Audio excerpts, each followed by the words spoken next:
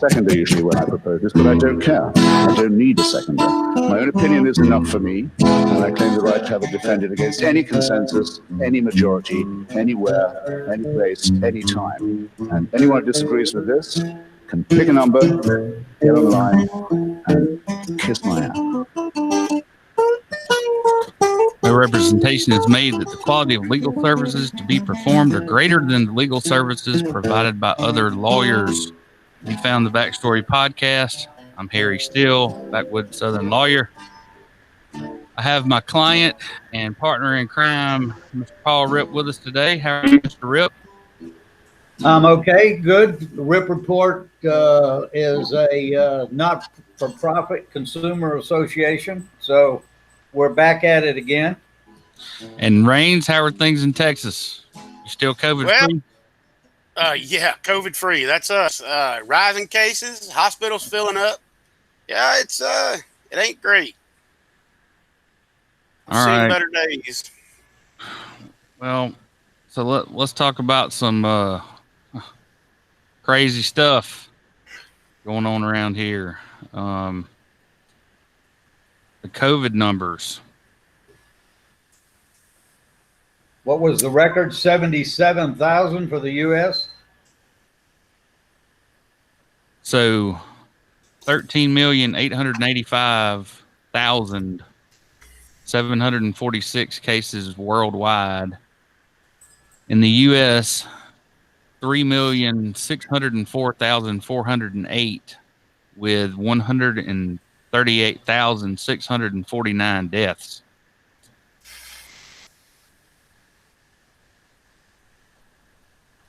Yep.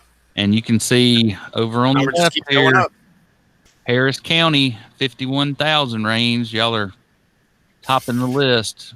That's why I stay home. Only behind Los Angeles, Cook County, Chicago, Maricopa County. Where's that? Arizona? Yeah, and there's a daily record that just got set, like 77,000 cases for a day. That was in Florida. Florida, yeah, right. So Miami-Dade, Queens, Bronx, Nassau, Dallas is coming up. But here in Baldwin County, 1,579 confirmed cases with only 13 deaths. Thank God. Yep. So one more quick dashboard to look at, and we'll move on to something else. So remember a few weeks ago, Paul, we were right about here, and I said, you reckon we're going to keep going up, or do you think we'll tail off? Yeah. Well, this is what's happened in the last 3 weeks. It's scary, man. It's real scary. And then you still got people believe this is some damn type of hoax. I just don't get it. So that was 2,125 cases reported on the 14th. Wow. Yep. Up. So, the name of the podcast, Mask Up. Mask up. Well, good morning, everyone. Our current Safer at Home order will expire Friday, July 31st at 5 p.m. And Dr. Harris and I are here today to talk about the growing number of cases despite the guidance that is in place. Now, he'll go into specific details about those numbers, but here's the bottom line. Overnight, last night, we had 2,141 new cases.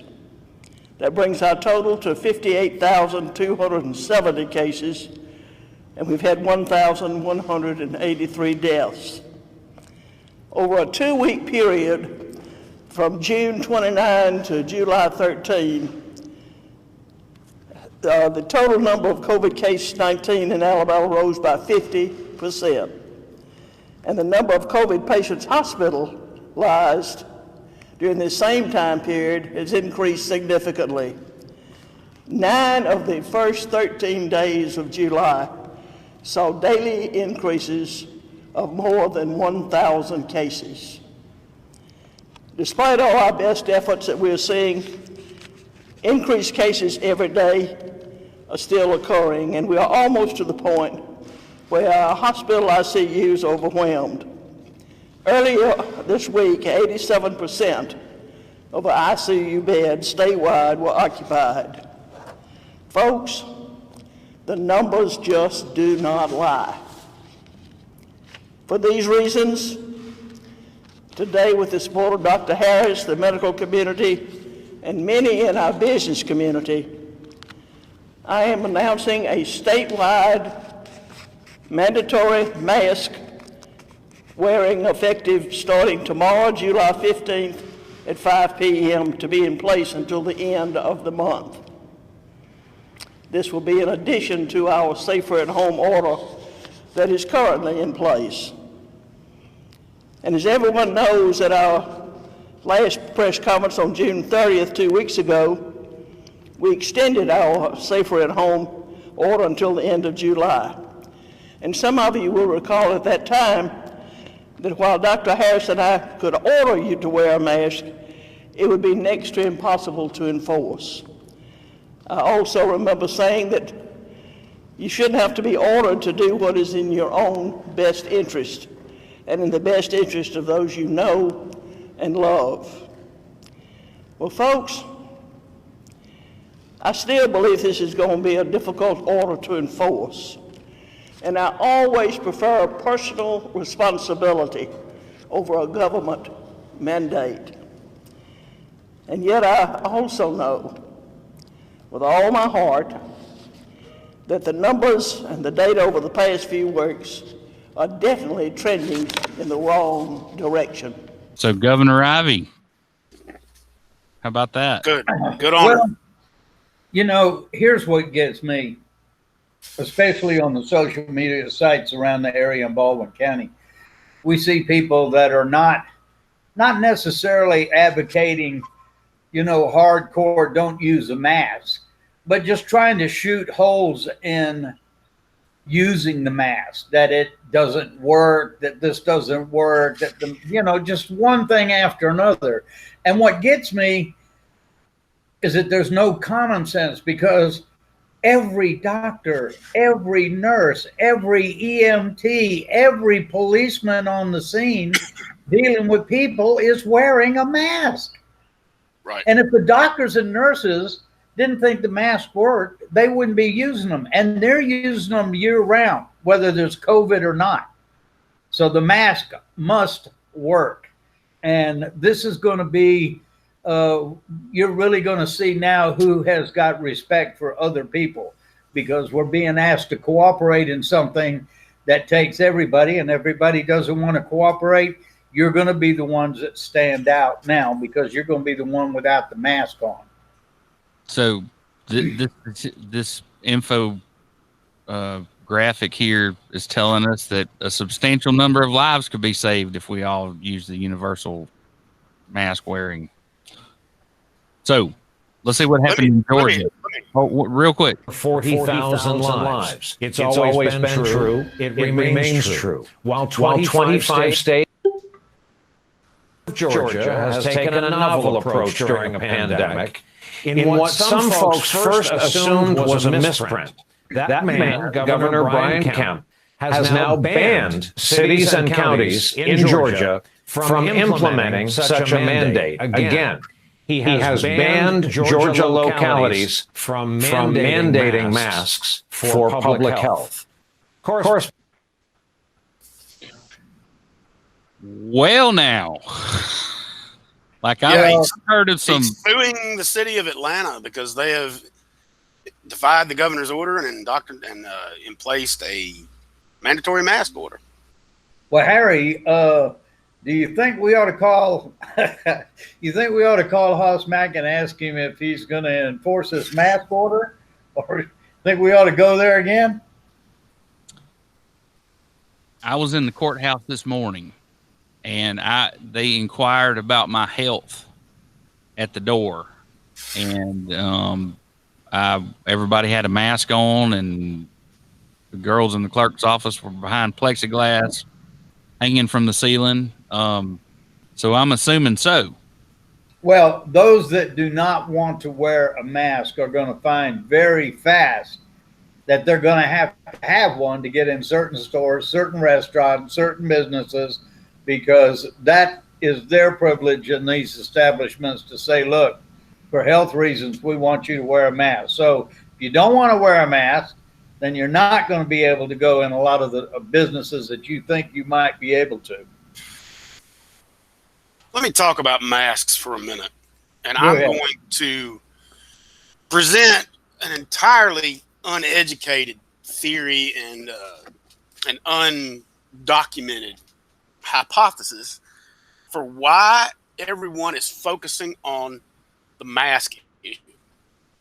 I honestly believe that if you can convince a person to wear the mask, they'll social distance, they'll become more aware of their surroundings, more self-aware, and become more cautious in dealing with possible transmission.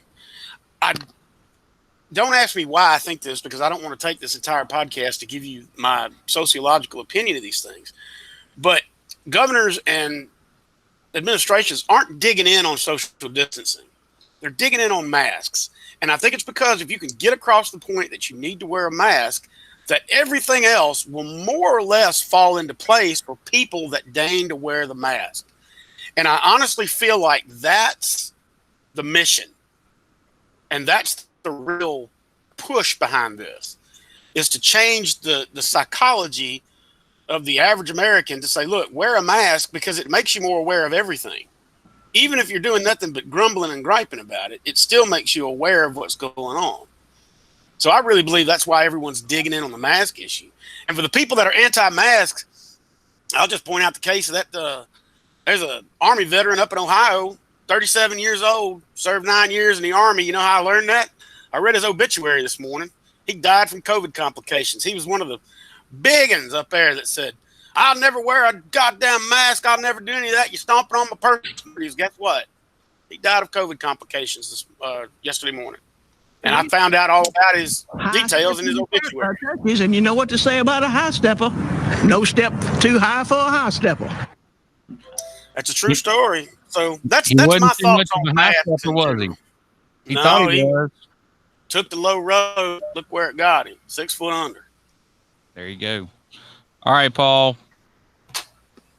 All right, what you want to go into first? I want to have a quick conversation about Baldwin County Sewer Service. I know that there's a lot going on and people aren't thinking about that at the moment, but now is the time to have some meetings and get some people together and talk about this issue. And so anyway, I've asked that they put this on as an agenda item, and answer some questions like, why don't they pay a franchise fee? Why don't we have any as-builts of all of their infrastructure that's in the county right-of-ways? There are any number of questions I would like to ask. Straw man. How about some facts on straw man and what's going on there? And we're being. Well, look, the implication is if there is some kind of oversight, there would be some kind of financial oversight, which is exactly what the Public Service Commission is supposed to be doing with Alabama Power Company, and I don't want to dig up those bones again. But anyway, I did want to mention it and say that All right. that's on the radar, and that's something I'm kicking around. So, Paul, give us the rip report, man. Okay. Well, first of all, you want to go into elections, and then we'll go into the lanyard articles later. Indeed. Okay. Run off the election result. Now, everybody's been watching the elections here with Jerry Carl and Mr. Lowtower. Knows that Jerry Carl won. Mr. Lowtower was the catalyst candidate. And of course, we put a lot of emphasis on that. The RIP report educated people about the catalyst candidate. I was impressed by some of the figures, and in the primary, Mr. in the primary, there were 3 or 4 people running on Carl, Pringle, Hightower, and who was the other gentleman? Castronati. West. Yeah. And anyway, in that district overall, Mr. Carl was about 1,207 votes ahead. And in the runoff, but in Baldwin County there was 29,282 votes in the primary, which left he did not have the majority there. It was about a 3,126 deficit.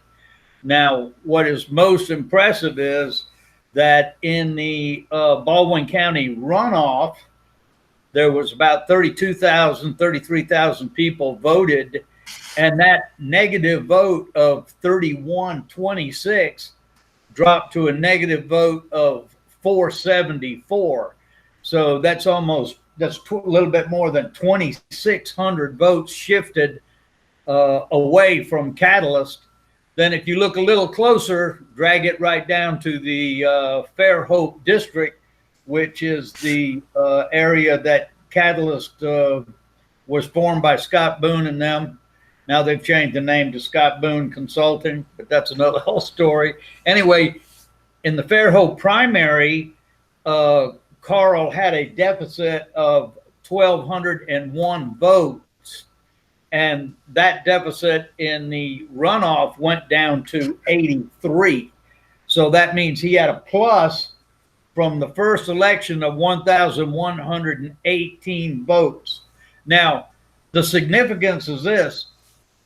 Mr. Carl won by 3,873 votes.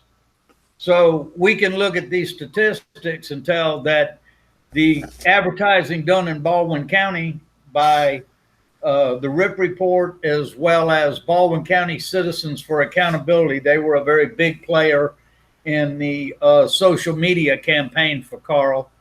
But he had 3,873 as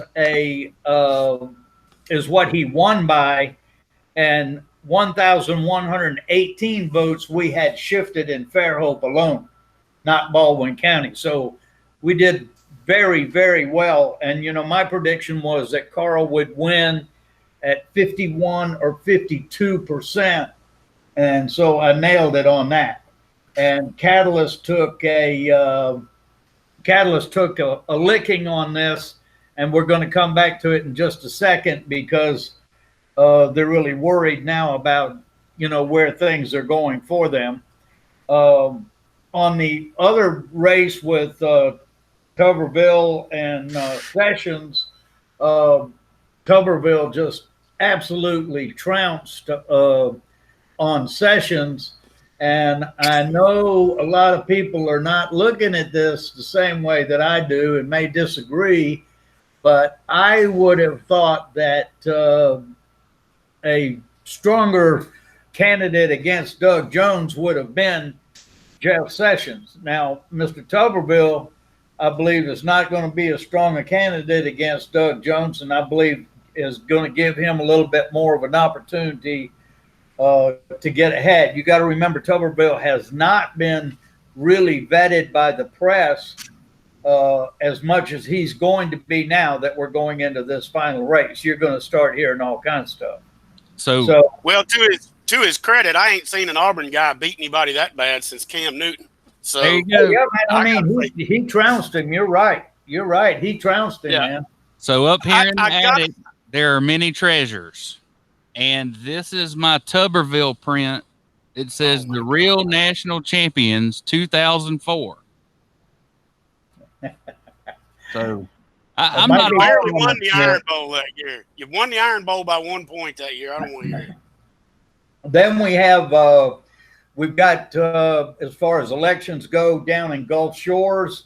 Those of you that have been following it, the apartment complex that was very unwanted in the area, and they tried to work out something with the city. The citizens did. Since then, they started working on it. They've had floods down there. Everything they projected, well, that has spawned several candidates to run for office. Now, next week, we're going to be a lot more exact since the qualification period ends on the 21st for municipal elections in Baldwin County. So Harry and I do a little bit of homework starting next Wednesday. We've divvied up the cities, and we're going to get the complete list from the city clerks, and Correct. all be in one place. And, but it looks like Gulf Shores is going to have some new candidates, and candidates are getting inspired to run down there. I saw somebody in Spanish Fort, also in the Daphne area. Now in the Daphne area, Scott Boone Consulting, aka Catalyst, is handling Mr. Carney's election, and Mr. Haygood's been pretty quiet about running, hadn't kicked off a campaign or anything. So we'll just have to see what is going to go on there. And now in in Fairhope, the Catalyst grandfather, that's Mr. Scott Boone's father, Kevin Boone, he's going to be facing off with the young man Josh Gammon. Now he's already signed up. Then in Jay Robinson's spot, Jay's not going to run, which is getting, we'll have some comments on in a minute. I think Mr. Ben Smith and Corey Martin are running for that seat. And Jimmy Conyers, from what I understand, there is somebody that's going to sign up on that one. Mr. Brown has one or two people looking at his position, and Mr. Burrell has one or two people looking at his position. So it looks like we're going to go down to the wire on that.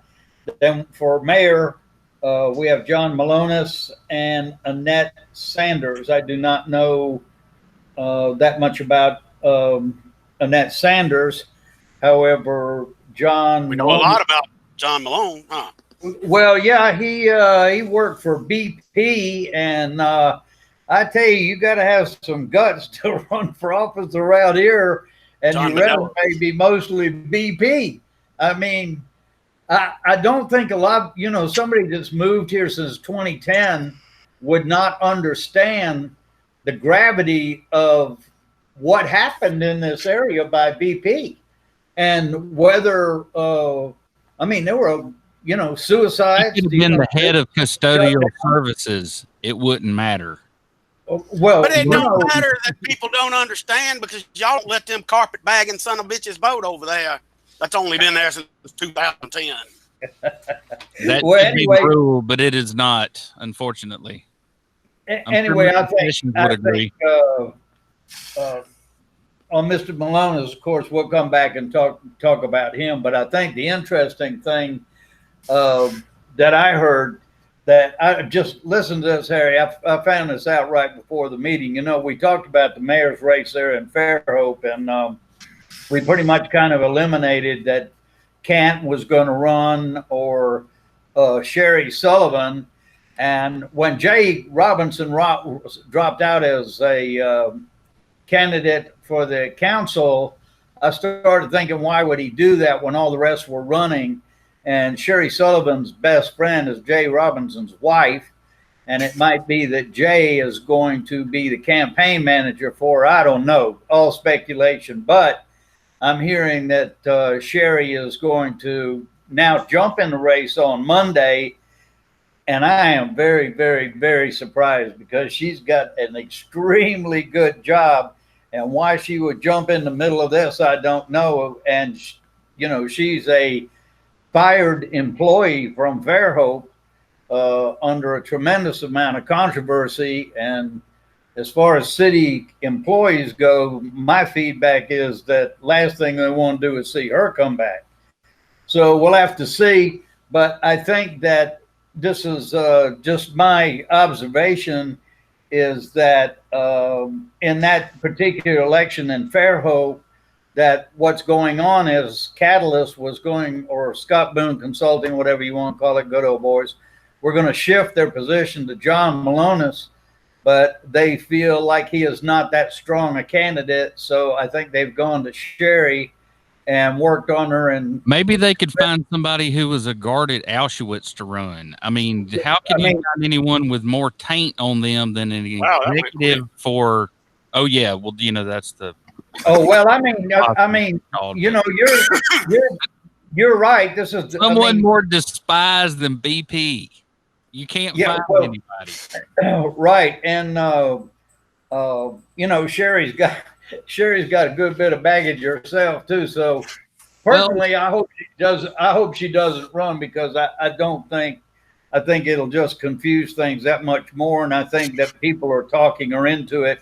It's not her decision entirely. And if that's true, then she should not do it, because it's not going to be in her best interest. Well, I like Sherry Sullivan personally, and personally fine, but you live down there, I'll tip my hat to you. But like personally, I think she's a real nice person. Personally, I think she's a nice person. I'm just saying that, she's got a lot of baggage being hooked up there with Kant and the BP. Here we go again. You're talking about her. She was his right-hand person. She's hooked up with Kant, and Kant was involved in the BP thing. And Sherry knew about the BP thing. She never said a word while she was a city employee. She Circle of life. Yeah. All right. So I have, while we're on the RIP report, I have a few things that, some consumer protection items. So this shit right here is poisonous. I bought it at Walmart. It's some kind of damn Mexican hand sanitizer that'll right your skin off or some shit. No, it's not. Oh my God, it's methanol. Well, you're not supposed to drink it. It's methanol hand sanitizer. It's not going to hurt your hand at all. It's just don't drink it. Yeah, you're not supposed to drink it, Harry. All I know is you can't get that smell off your hands. We both used it one time and washed our hands for 2 hours trying to get the stink off, whatever it is. Harry, you and I are the same people that used concentrated FDA rejected DEET when we worked at Seabase. No kidding. You remember that orange team that we used to put on? And then mosquitoes, man, there wasn't even mosquitoes around that Seabase. All of us had that. And that stuff was rejected outright by the FDA. Said it was poisonous. It was illegal at the time. Right. And we had a down pallet of it. Like some old stock so you could get it because it was so good at repelling mosquitoes. But of course, it was a carcinogen we were covering ourselves. Yeah, it was a carcinogen. And we had a pallet in Ranger Rick's shop over there. And you just went over and grabbed you a jar. Good stuff. They got the good stuff over there. Yeah. We can't say too much about poison sanitizer. So very seldom do I break out this bottle. It's my special. Blanton's. It is the pinnacle of Western civilization. In a bottle. And so, Paul, I want you to talk about these two articles. Let me go into a couple on Lagniappe first. First, I want to remind everybody the NAPPY Awards are going on. Those of us that are in the local area, it's a Reader's Choice Awards. Those that will be in the August 5th issue. So if you have someone you want to vote for in a particular category there, look it up, vote, and then they'll be in the August 5th issue. The next thing in Lagniappe is, of all the years I've been doing this, I don't think I've ever written a letter to the editor at Lagniappe, and I did this last time, history repeating itself. And it's in reference to Mr. Howell Raines' op-ed, and Mr. Raines wrote about the Fairhope waterfront. And those of you that might remember, Mr. Raines' reputation precedes him. Like in 2003, he was fired from New York Times for being responsible for false and plagiarized information being printed in stories. But he came up with writing articles about this waterfront right out of the blue. Hey, Paul. Caught everybody by surprise. Nobody knew what was going on, but let's be clear.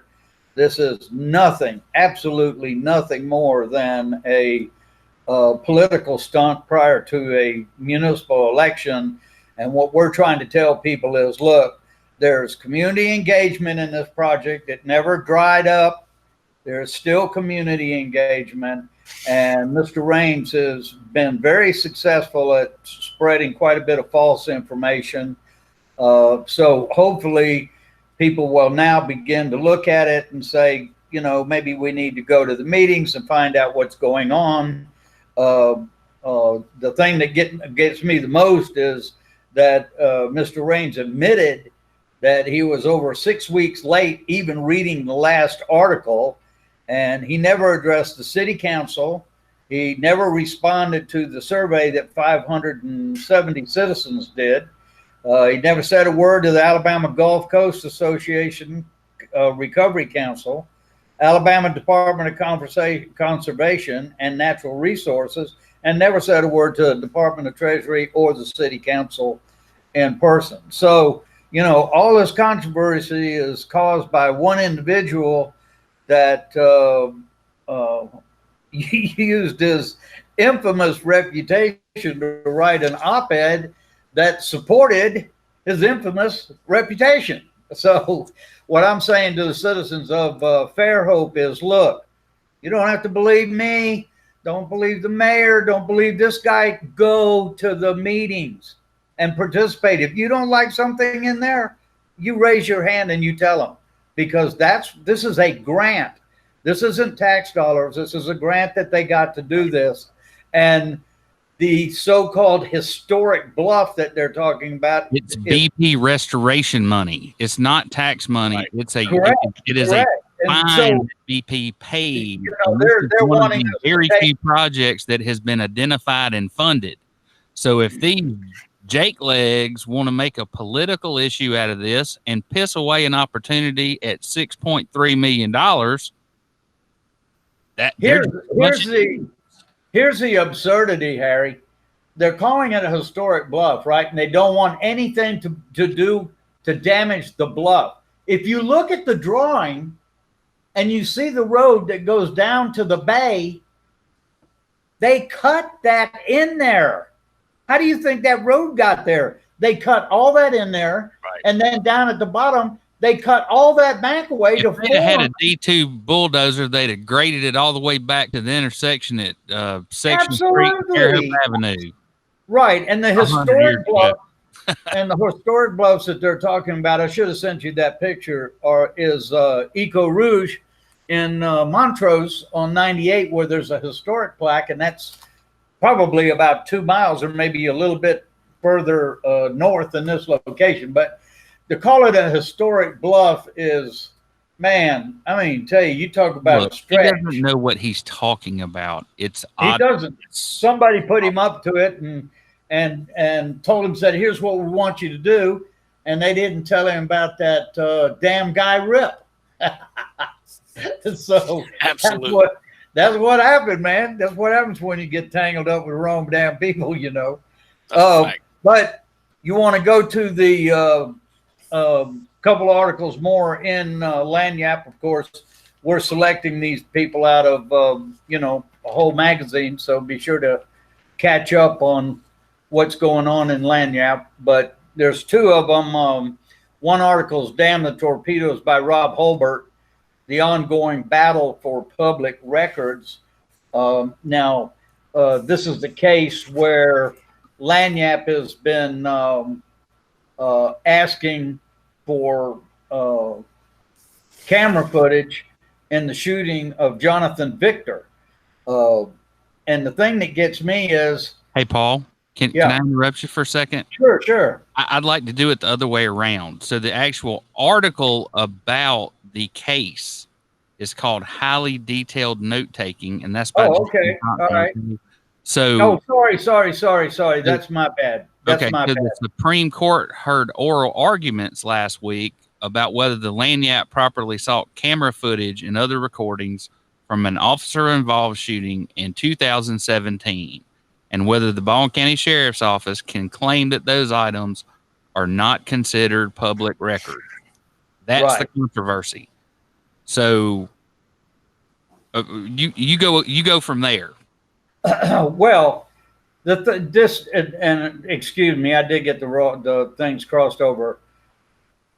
And also what they're saying is that, you know, there was a question. Let's see, deliberate investigation into previous. I wanted to read. Oh yeah, this right here. In our situation, this is just a raw incident. This is Hoss Mack. Mannheim, the attorney talking. In our situation, this is just a raw incident that happened on the highway, Medham said. the shooting of a man, as horrible as that is, and regardless of what side anyone's on, an incident like that is not note taking. I don't think he consciously I don't think that the officer was consciously note taking with his rifle pulled out on a person. Now, Absolutely. this goes back all the way to 2015 when Sheriff Mack argued that using the cameras, everybody's going to want to see what's going on. And that later on, you're going to have problems with people requesting the footage. But you have to ask yourself, why in the world did we install all of this stuff, if you're not going to be able to use it? All right. And, So everybody's missing the legal hair that's being split here. And I want to be real clear about it. So on Baldwin County Sheriff's Office behalf, Fred Clements Jr. argued that the Lanyap's request wasn't properly filed. And even if it was properly denied by the trial court because investigative files are protected under Alabama law. Alabama Chief Justice Tom Parker, at Chief Justice Tom Parker's request, Clements focused much of his argument on whether body camera and dash cam footage are considered public records or would be considered protected as an investigative file. Okay, so what they're saying is, there's a body cam, there was body cam footage, and we investigated it. They're saying even after the case is closed, it's still part of an investigative file, and therefore it's not a public record. Well, that's a bunch of bullshit. Absolutely. one of the final issues the court evaluated was whether Sheriff Huey Hoss Mack and BCSO properly claimed the investigative privilege enjoyed by law enforcement in titles before the trial court. In his argument, Clements said the defense had not, because Judge Taylor and the motion for summary judgment the department filed was focused on whether the request itself was proper. So let me tell you why I love Damn the Torpedoes by Rob Holbert. All right. He tells us a story about his little newspaper getting to go up and battle the dragon in the state Supreme Court, right?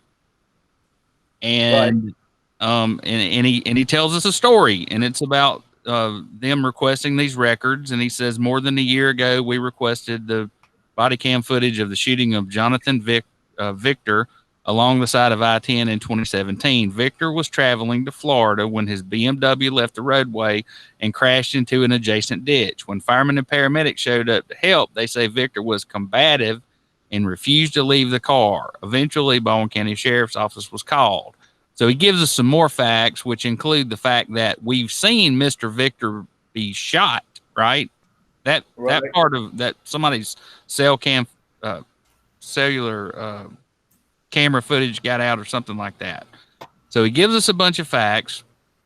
So then he goes on to say that unfortunately this is the kind of stuff Mac does routinely. Last April, one of his deputies chased a car up and down I-10 the wrong way, apparently violating the procedures governing car chases. And so what happens next, Paul?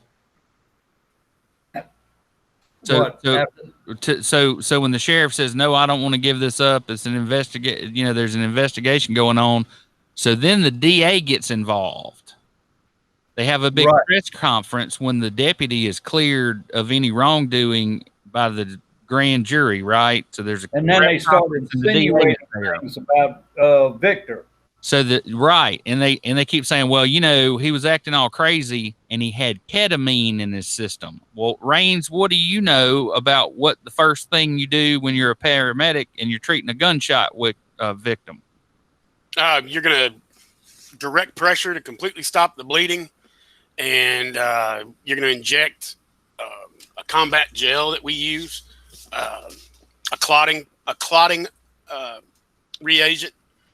That or you use a gauze bandage that's been soaked in that clotting reagent. I don't know if that's the answer you wanted, but that's what we do. Well, unfortunately, when the land looked into it, it turns out that he was given ketamine as a sedative by the EMS personnel. So After he was shot? that dog don't hunt. After he was shot? Apparently, they give you a sedative depending on your state. You know, I don't know. I'm not an EMT, but that's what the medical records show. Okay, so that's not even remotely close to the protocol here in Texas. I don't know how that could possibly be okay, and I'd like to see what their medical director thought about that particular protocol. So Wilters also said Victor may have cut his wrist with scissors found in the car, inferring he was possibly suicidal. The whole dog and pony shows seems geared to keep anyone from asking the obvious question, who decided Victor was dangerous? And on that note, I'm cracking the bottle.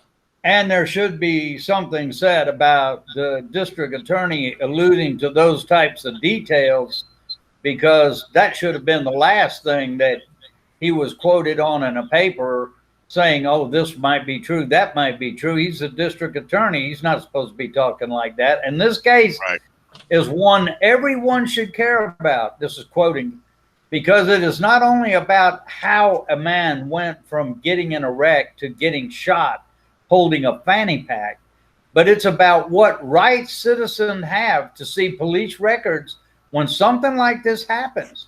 That's clearly a hot topic nationally right now. This is a hot topic.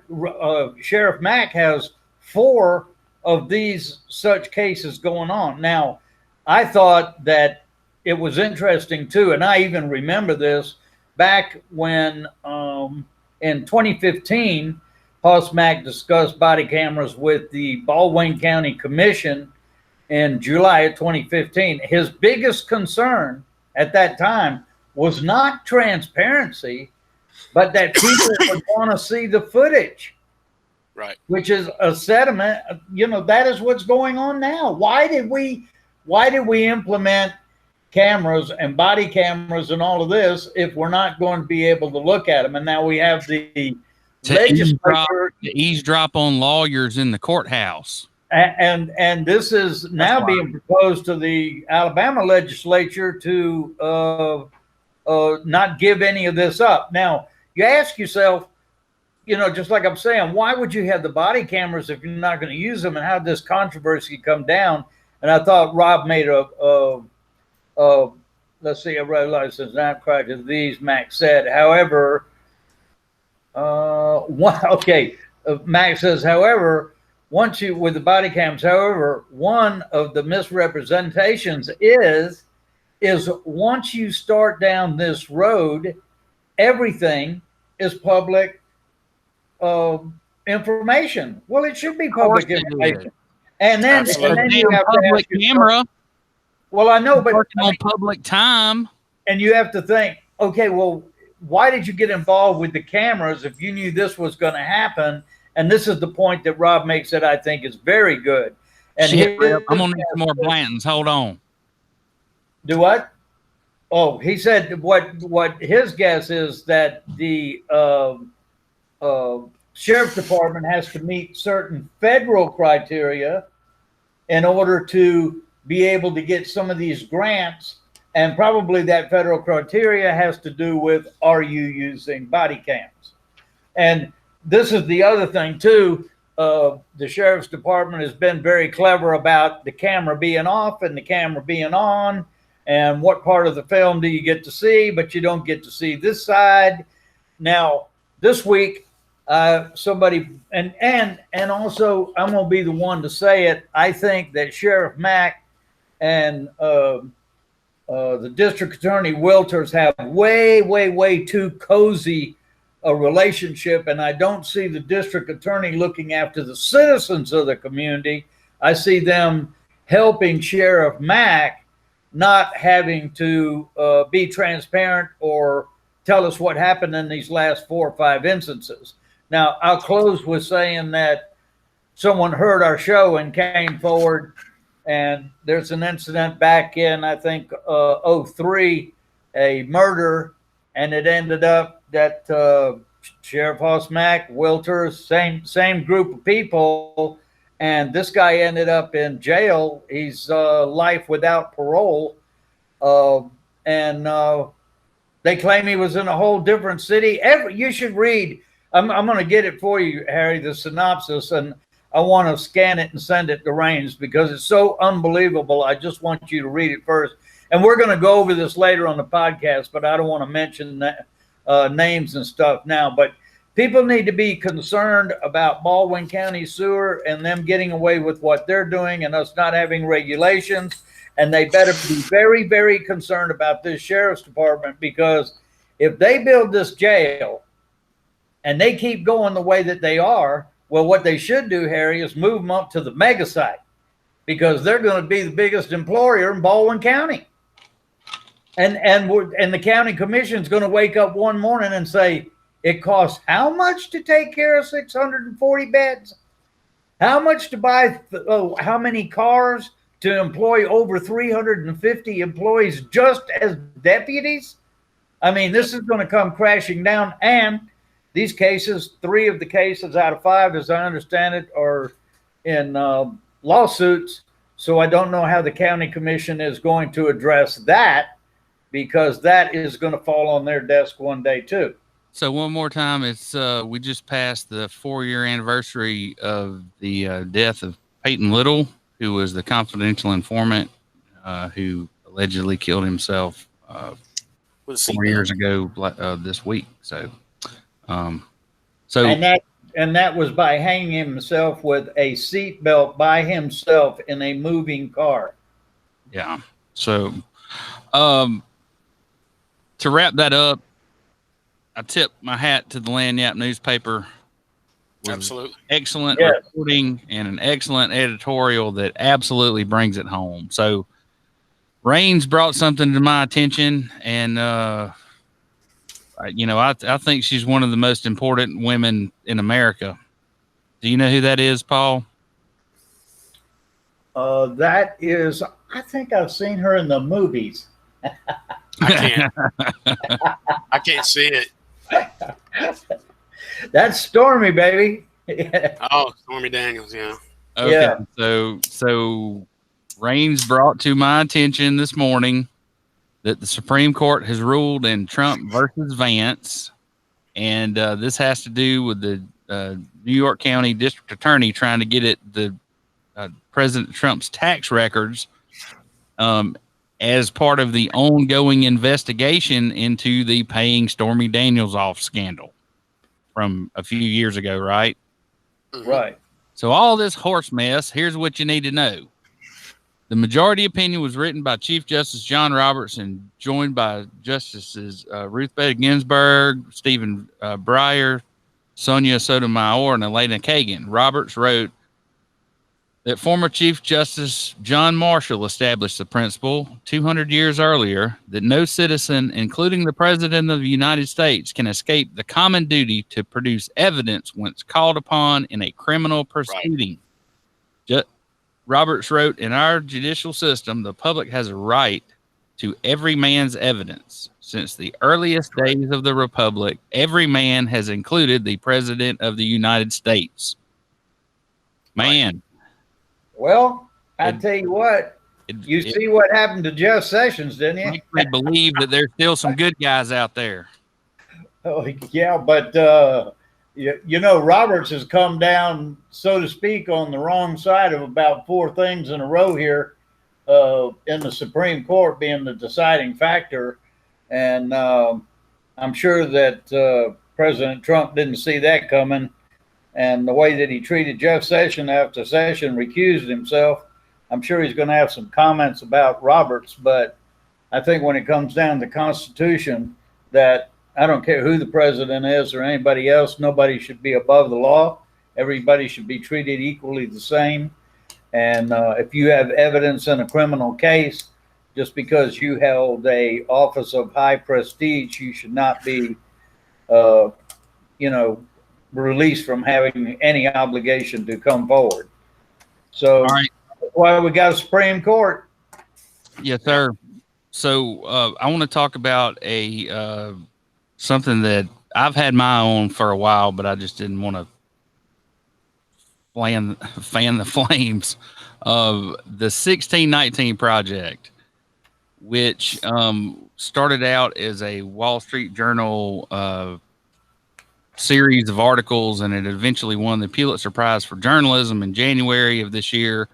But to receive that, it required a 500-word retraction for historical inaccuracies and other non-truths. It's now being taught in 3,500 schools in the Northeast. And the basic premise is the United States did not begin in 1776, but instead in 1619, the year before the Mayflower, when the first Africans were sold into indentured servitude on North American soil. That the entire history of the United States is a lie, and that capitalism is the new plantation. Them bees the allegations.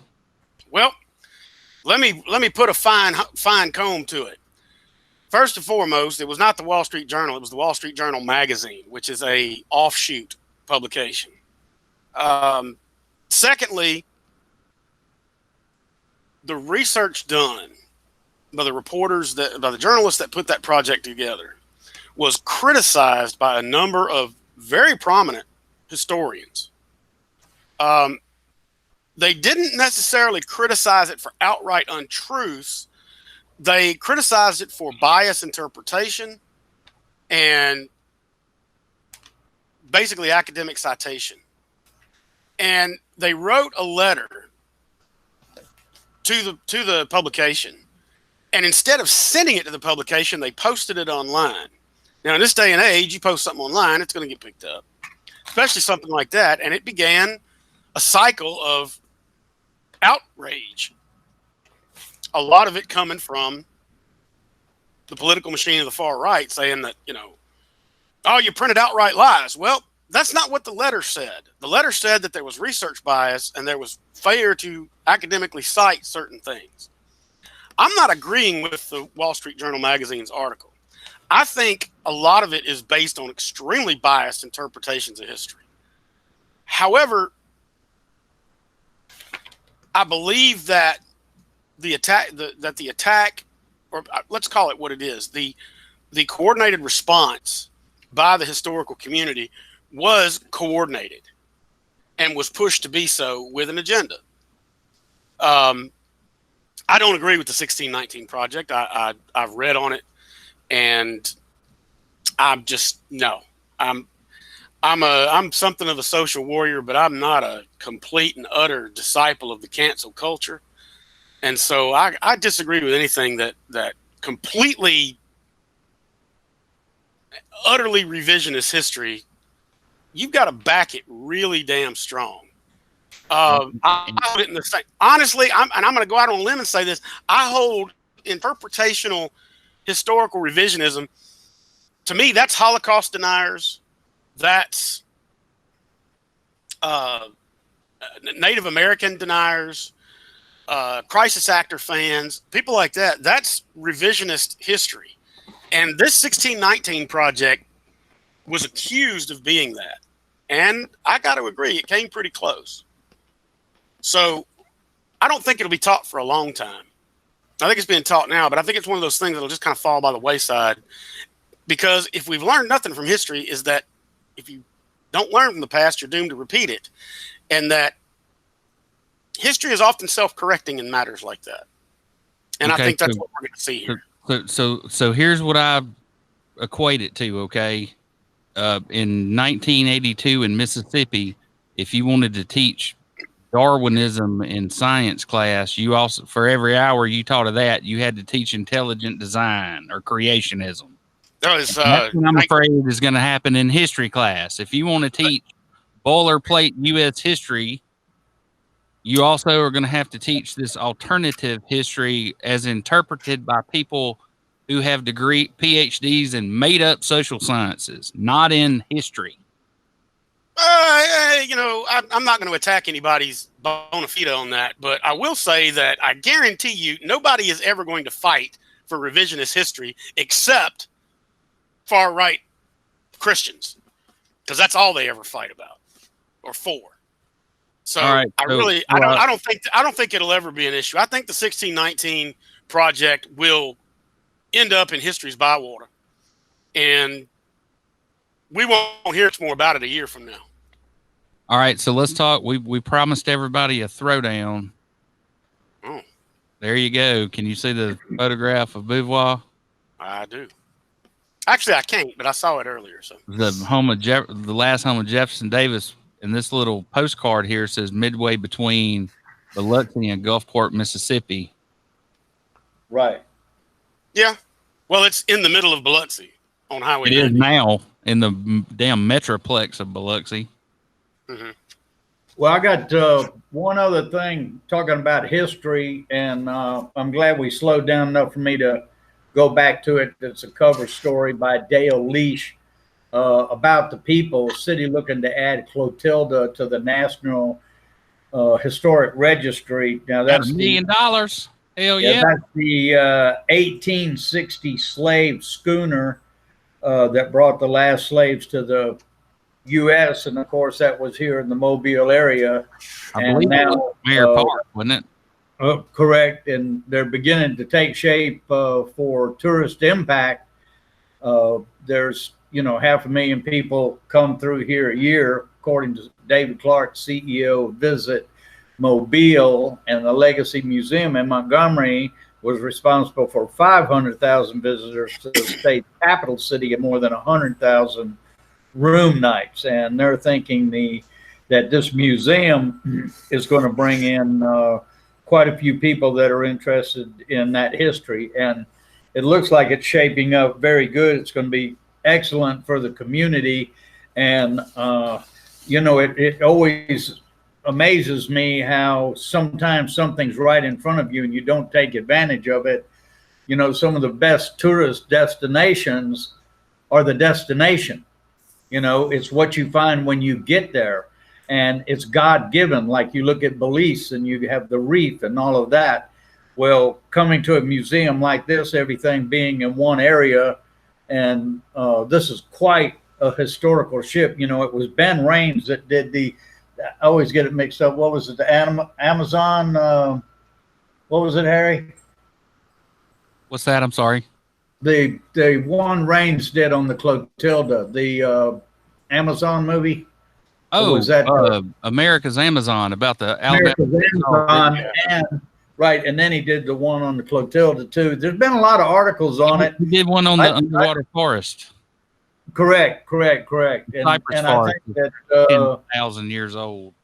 I think that's one of the things that's always surprised me about Fairhope. Many years ago, I was downtown and I'd see these tour buses pull up, 50, 60 people get out, and they'd spend the whole day in Fairhope. And I thought, wow, you got these tourists coming here and walking around, but they were never really taking advantage of it, And it always baffled me as to why tourism was not one of the areas that Fairhope looked at. But then later, I think it was because of the resistance to change to anything and wanting to keep it the same way it is and not accepting change. And not accepting change is just ridiculous. You can't accept change. You have to accept change when change is happening all around you. You have to, or you just remain in the dark. So quit sidetracking the argument, Paul Rip. What do you think we need to do with Beauvoir? Raines? What do we need to do with it? Well, to be honest, I grew up around Beauvoir. I've been there 100 times. And I've been there 10, let's say. All right. One thing that you learn growing up around a place is that it's not just the last home of former CSA President Jefferson Davis. It was a convalescent home for Confederate war veterans. True. All right. So and it was also has the tomb of the unknown Confederate soldier on the back side of this house. I don't have a picture. Well, they have a tomb, not the tomb. There's many Confederate tombs of the unknown soldier, but they have an unidentified soldier buried back there in that small cemetery on Eisenhower Drive. But Beauvoir was a convalescent home after Jefferson Davis died. It was a convalescent home for Confederate war veterans. And that's basically because Jefferson Davis' wife at the time didn't have any money to keep the place up, and barely had any money when Jefferson Davis was alive. And after he died, she ran through what money they had left, and she had to open it and get money from the federal government to basically be a VA for non-ambulatory Confederate war veterans. And so it was that for a very long time, up until most of them died off. And we're talking about into the 1920s and 30s. It was still a convalescent home for Confederate veterans.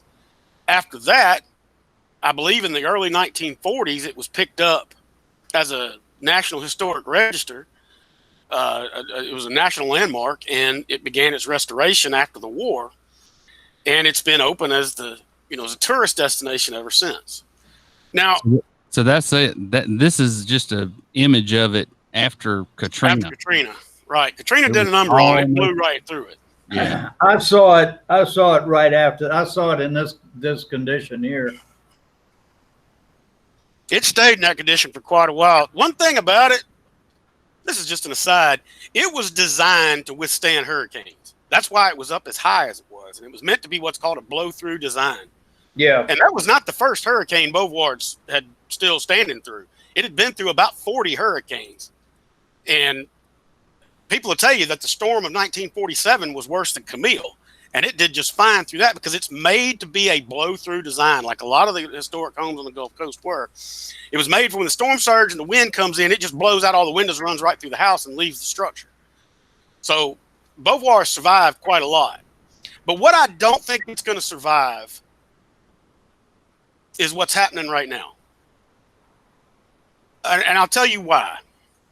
Because I've been to Beauvoir 100 times, and they talk about the history of Jefferson Davis. They talk about the history of the war. They talk about the history of the Confederate veterans that convalesced there. Talk about the history of the Davis family. You know what they don't talk about at Beauvoir? Slavery. It's never mentioned when you're there. It's almost like a Doodle says the opposite. Doodle says she grew up in Long Beach with like one black family, and one of the kids happened to be in her class, and that when they in 8th grade, all the school children in Mississippi get on a cheese wagon and go to Beauvoir, and that she said that was the first time that she'd ever really had a discussion about race and slavery and all that was when they went to Beauvoir. Well, see, that was why I asked you the question I asked before we came on today. They talked about it on the beach. They didn't talk about it during the tour. Okay. Because they don't reference slavery at all during the tour. They unapologetically make no reference to slavery whatsoever. Every tour I ever took, every reenactment I ever took part in, they talked about the War of Northern Aggression and that it was fought over the rights of states to do as they pleased and subsist an agrarian economy. They avoided the term slavery completely. Now, well, if you've got 2 weeks on your hands and you want to learn about U.S. history, sit down and go to this Wikipedia page that I'm showing you, the territorial evolution of the United States, and click on each one of these maps and read about the history of the country at each one of these pivotal moments when, I don't know, what we were looking at it earlier. It was Alabama, Georgia, and Mississippi were all one big territory in 1785. Right. Mississippi, where I'm sitting right now, hell, this was Spain. Spanish West Florida. That's correct. Here we go. Right. We're getting up to some more recent. Here we go. In dispute in 1812. Anyway, it just gives you some perspective if you want to learn about some history in your series. Well, let me follow up my statements about Beauvoir with my perspective on that whole thing.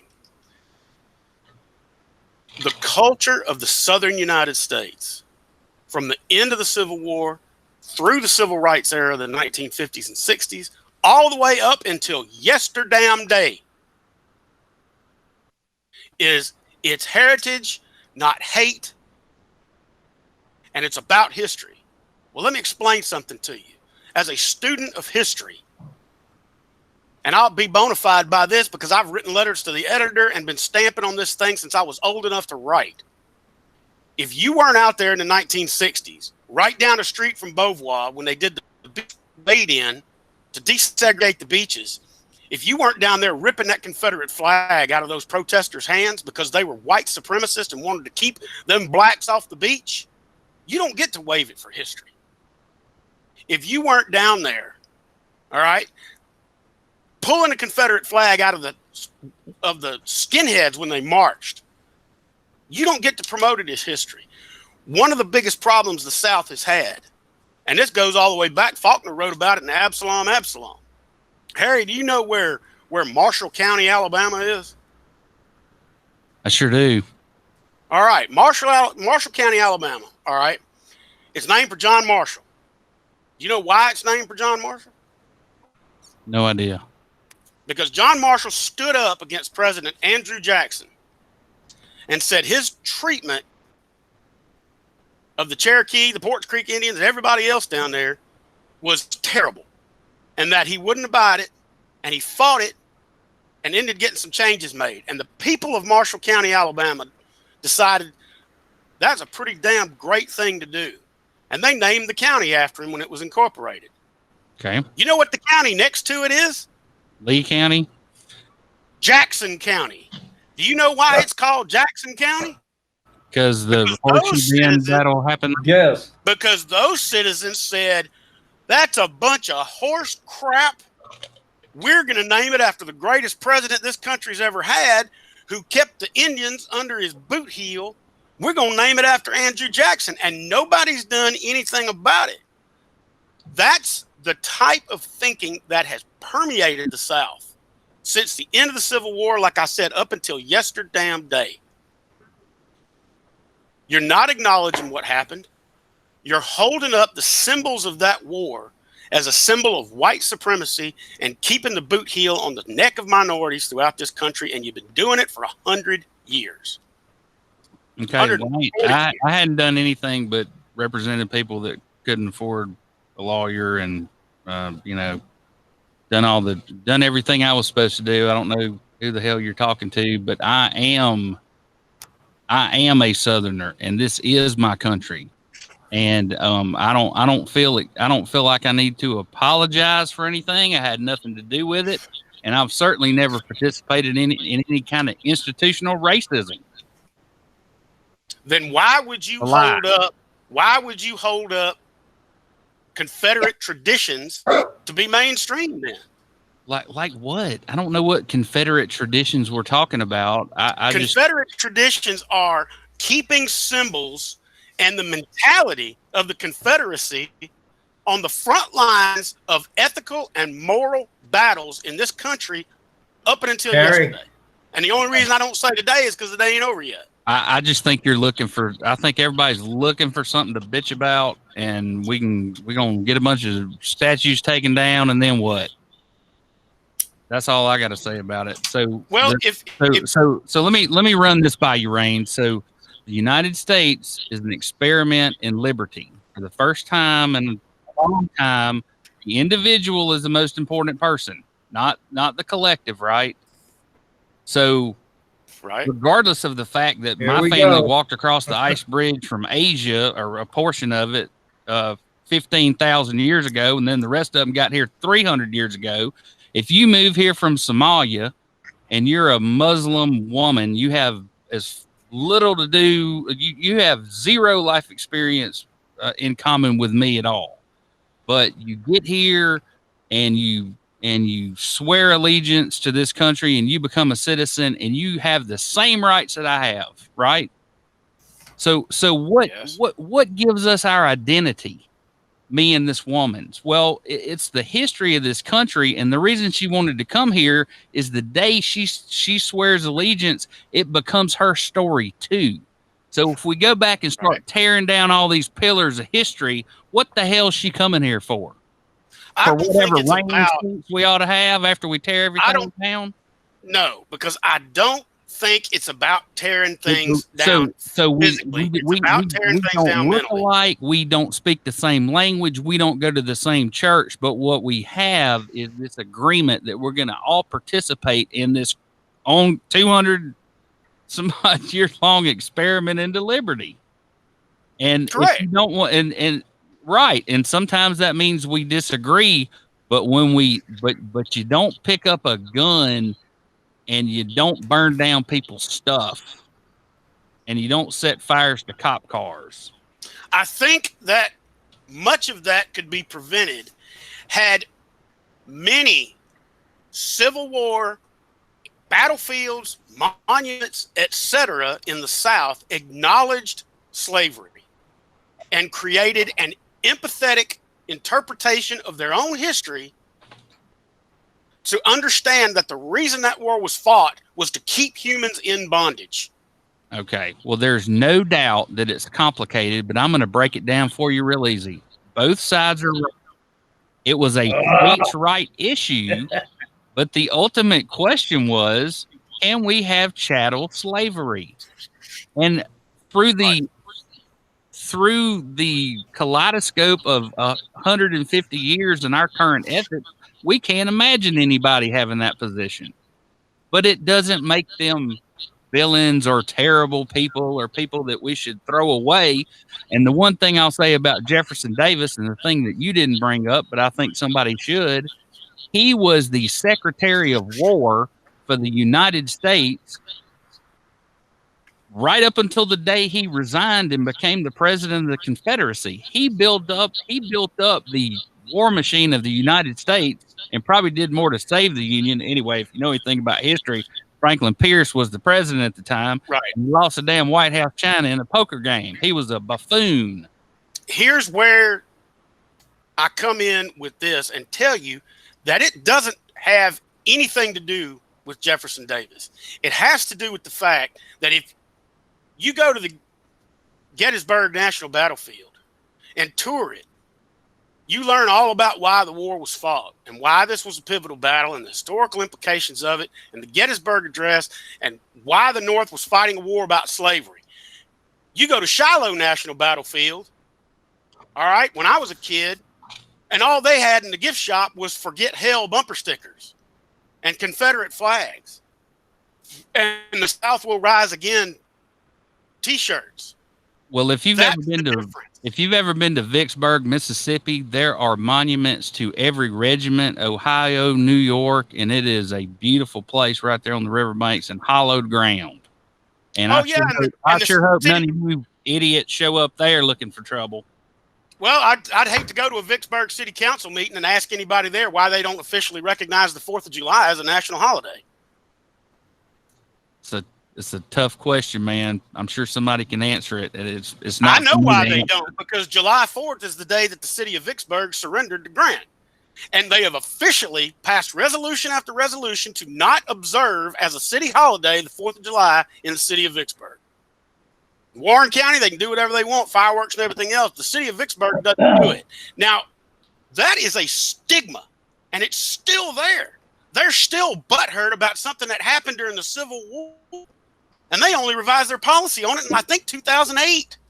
So Raines, I hate to be the one to bring this up, seeing as you have a undergraduate degree in history, but you do realize that every single county courthouse south of the Mason-Dixon line, when you're driving around, you get to a county seat and you look and you go, why in the hell is that building cattywampus on the lot?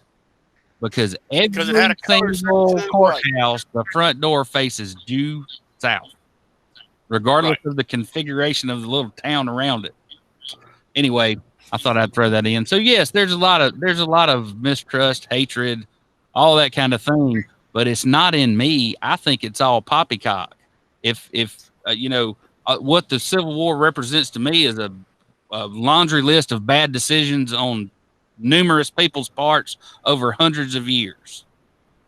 Absolutely. But Period. what do you say to somebody flying the Confederate flag? Even the Secretary of Defense today said United States military can no longer have the Confederate he's flag an anywhere. American, and he can do, if he wants to tattoo it on his pecker, I could really care less.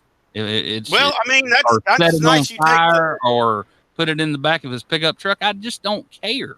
It the doesn't. Voltaire defense. Now look, I oppose what you say, but I'll die for your right to say it. Exactly. Now let's put it into different context. If I'm standing there with a bunch of ladies coming out of a store, a bunch of black ladies, and there's some idiot standing out there spouting racial hatred with a rebel flag on, how long do you think that guy is going to keep talking in my presence and in the presence of those women?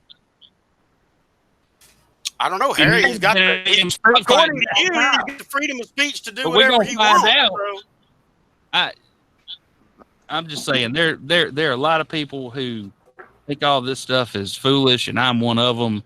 Like I said, if we want to have a intelligent discussion about renaming things, let's do it.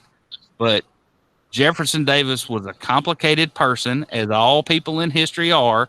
And before we burn the place down and TT on the ashes, let's at least look at his contributions to not the Confederacy, but the United States, which he served after going to West Point and then war in Mexico in the 1850s. And I can understand your prepared argument, but I've got to say that it's not about Jefferson Davis. It's about teaching historical empathy and about understanding the issue across the board and not allowing regional interpretations of history to become the status quo. We are the only country on earth that memorializes, not just through monuments and names of courthouses and high schools and whatnot, but mentally memorializes the losing side of a civil war. We are the only country in the world that does that. I got a great only other country named Stonewall Jackson Burn. There's the only other country in the world that celebrates it is Ireland, believe it or not, and they celebrate the Jacobite Rebellion.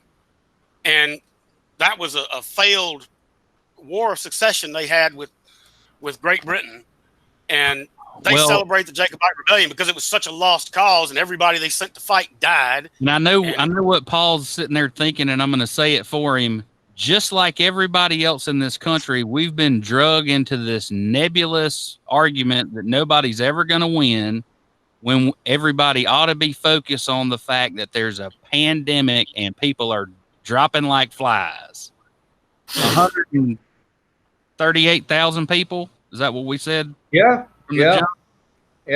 And we're sitting here talking about Jefferson Davis and people that lived 500 years ago.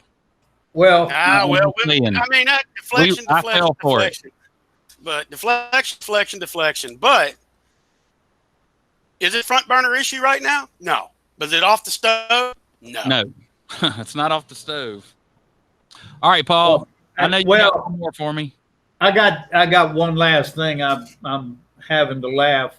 Evidently, somebody's listening to us out there, and I just got a text message. It says they don't know how in the hell that I'm finding out what I'm finding out about elections and who's calling me and telling me. But Sherry Sullivan has been told not to run. She's been told to run, and that I should quit putting out these theories. And I just need to call the sheriff and get her final marching order. Right. Give them help, but I mean, what gets me is that they're admitting that Catalyst is trying to get her to run, and I'm going like, oh my God, you can't make this up. Personally, I hope Sherry doesn't do it. I think it'd be a bad mistake on her part because I think she's a nice person. I just don't think she's mayor material, and I think she's got a lot that in the closet she may not want to come out, and those things do come out when you run for office. I mean, that's just part of it, man. But other than that, please, people, wear the mask. Don't be stupid. We can all help each other with this. And if you don't want to wear the mask, stay in the house. Don't say something to somebody else discouraging them not to. We can snuff this out Right. if we listen to science. If we're going to listen to somebody that has no science, we're not going to stuff this out. And the other thing, too, that's most disturbing is people get isolated in their thoughts. They're talking about here, locally. They need to turn on the TV and go through every single channel in the TV and understand that this is worldwide. This isn't being made up by any one place. This is a worldwide problem. And masks have worked. Done with the mask. I'm putting mine on. Two things real quick. The U.S. Justice Department says that Russian hackers tried to I saw that. infiltrate these companies that are working on a vaccine. And at the same time, and I missed it last week, but are you aware that a power plant that was feeding power to where we think the Iranians are working on nuclear weapons, it got blown up? Yeah. In the middle of the night. See that. Yeah, I didn't see And that. all of the Israelis power did that. lines running to it. It was like they all got blown up at once, like a controlled That detonation. was the state of Israel. It's either us or Mossad. I mean, somebody did it. But a couple years ago, they got into their computer system and erased all the code after they wrote it every day. I'm sorry, Rains. Go ahead. I got to tell you, just to echo Rip's sentiment, the greatest sign I've seen in quite a while I saw this morning. And it was held up at a protest at a city council meeting and said, it was a kid held it up. Why should we go back to school if the people in charge won't listen to the educated? Yeah. Very good point. Okay, Well, let's talk about that. What's the point?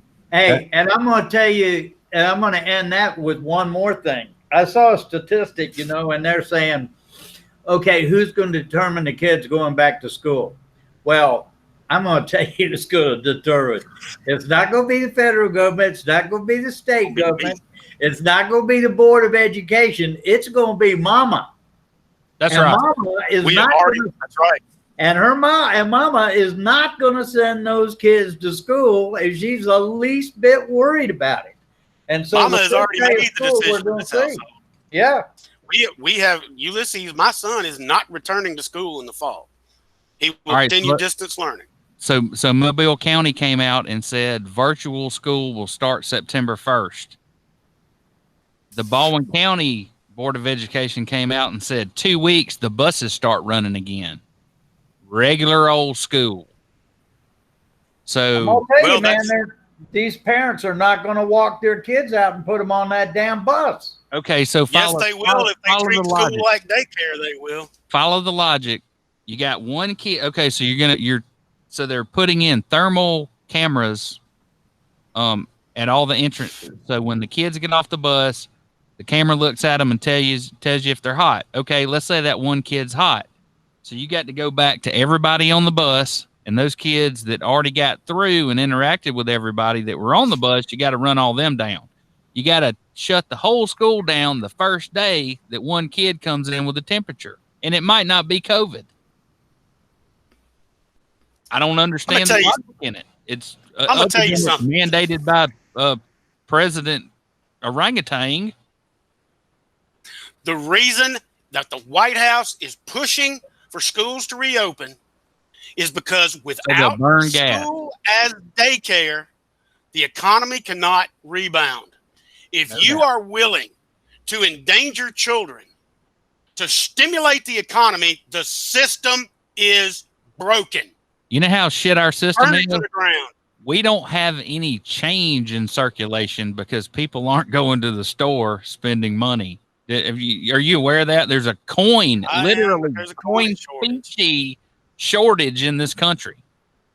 I got coffee free this morning because I gave her a $5 bill and she didn't want to give me the change.